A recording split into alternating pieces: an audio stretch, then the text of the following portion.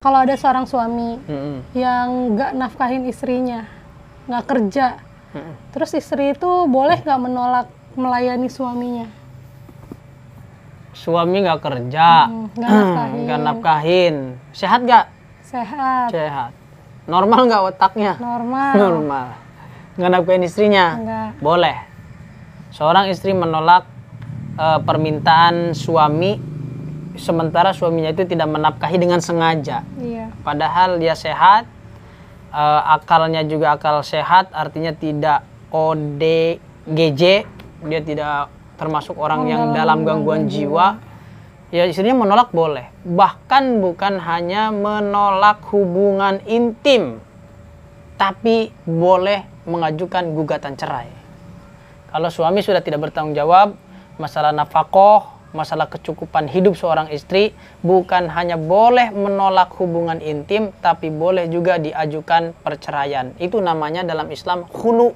Seorang perempuan boleh menggugat cerai kepada suaminya. Terus suaminya nggak mau menceraikan gitu, ya, menggantung terus, dia bisa nanti diceraikan oleh hakim. Jadi hakim yang menceraikan, bukan suaminya yang menceraikan. Itu ada dalam tuntunan syariat Islam dalam pernikahan. Boleh. Terus kalau misalkan ada suami nih yang kaya lah, terus nafkahin istrinya, dia pekerja keras juga, tapi dia ahli maksiat nih.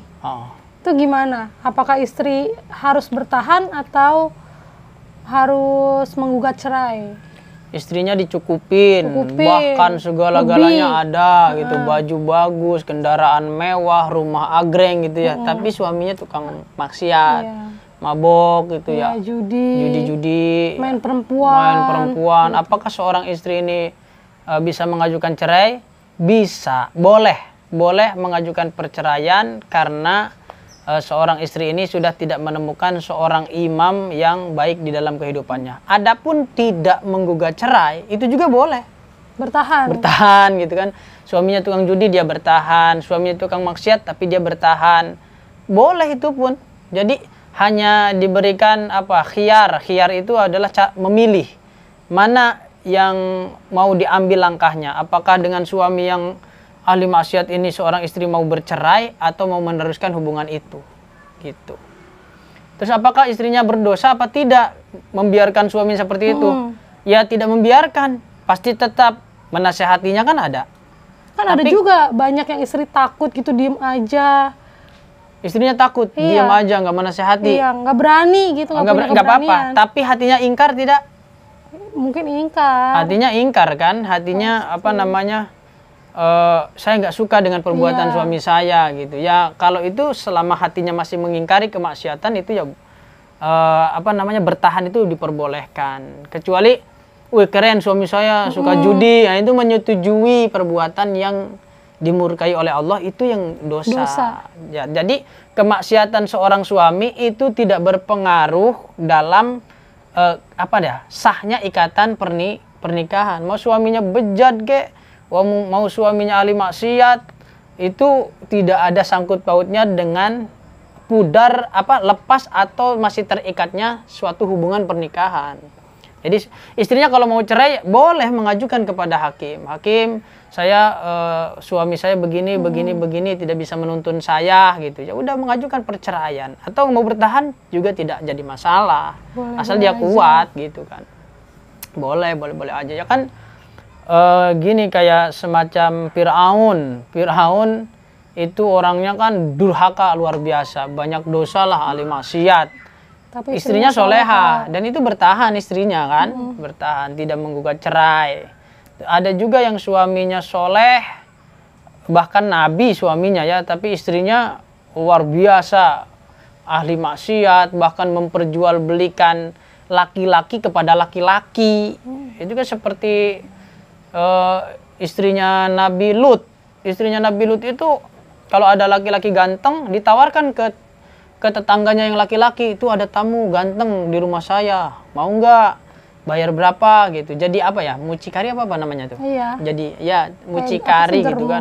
Gitu ya germo yang tapi lebih parahnya yang menawarkan laki-laki dengan laki-laki, tapi tetap dalam pernikahan yang utuh itu. Jadi artinya kemaksiatan individual seseorang itu dalam ikatan pernikahan ya, tidak merusak ikatan pernikahannya.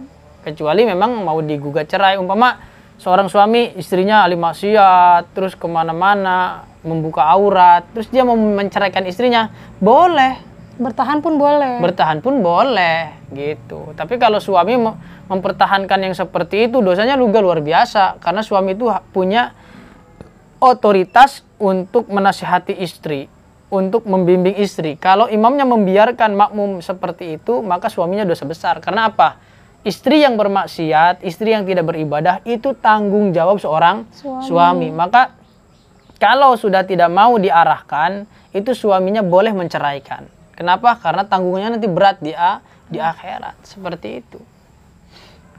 Jadi ya kalau ahli maksiat, suaminya ya terserah gitu. Istrinya mau bertahan apa mau mencerai, apa mengajukan perceraian. Boleh. Kalau poligami? Kenapa dengan poligami? Ya kan banyak. Apakah laki-laki yang berpoligami itu harus izin dulu ke istri? Kan banyak yang sembunyi-sembunyi. Ya, tiba-tiba udah 7 tahun ketahuan. Punya anak 5. Ya, atau pas meninggalnya baru ketahuan gitu kalau punya istri lagi. Ya pada dasarnya kalau poligami itu tidak harus bersyarat dengan izin istri.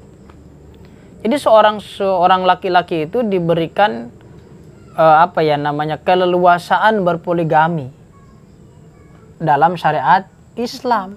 Tapi kan semacam menutup-nutupi dong, berbohong kan jatuhnya. Kan banyak kan kalau poligami yang nggak ketahuan, kan banyak kebohongan-kebohongan yang dilakuin. Misalkan kerja, tapi bilangnya kerja. Padahal ke rumah istri muda. Itu bohong. Gaji misalkan 15 juta, ngakunya 8 juta. Itu kan sebuah kebohongan. Ya. Nah, itu gimana? Bukan poligaminya yang dosa. Tapi min haisul kadzabinya, dari segi kebohongannya. Kalau poligaminya sendiri itu tanpa izin dari istri yang pertama atau istri yang lebih dulu, itu tidak jadi masalah. Tapi kalau ditanyakannya, tapi kan banyak kebohongan di balik itu. Ya itu bohongnya itu yang menjadi masalah. Paham ya? Paham nggak maksudnya? Iya, tapi emang ada seorang suami yang poligami ngumpet-ngumpet, dia tidak melakukan kebohongan gitu. Nah, makanya tadi harus bisa memisahkan mana yang mana yang menjadi plot hukum dosanya, mana yang menjadi plot hukum tidak dosa. Kan yang menjadi hukum dosanya adalah kebohongan. Nah, tapi kebohongan itu bisa muncul gara-gara kepoligamiannya dia. Nah, maka poligami yang semacam ini nantinya menyebabkan kebohongan-kebohongan. Nah, maka poligami seperti ini pun tidak boleh. Tapi pada dasarnya poligami ini tanpa izin seorang istri pun tidak jadi masalah gitu.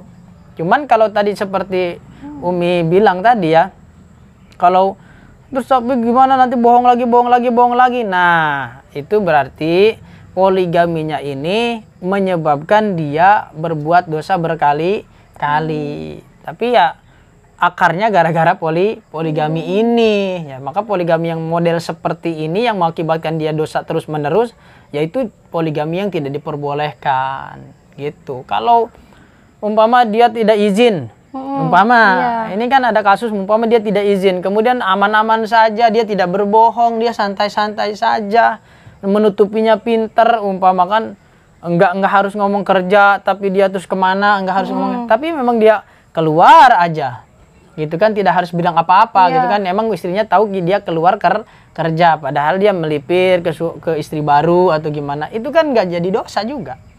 Nah, jadi poligami itu tidak serta-merta harus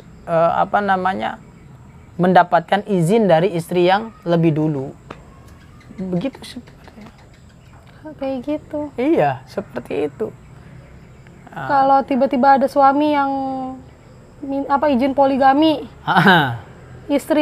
istrinya menolak gitu, itu istrinya dosa nggak? Nah,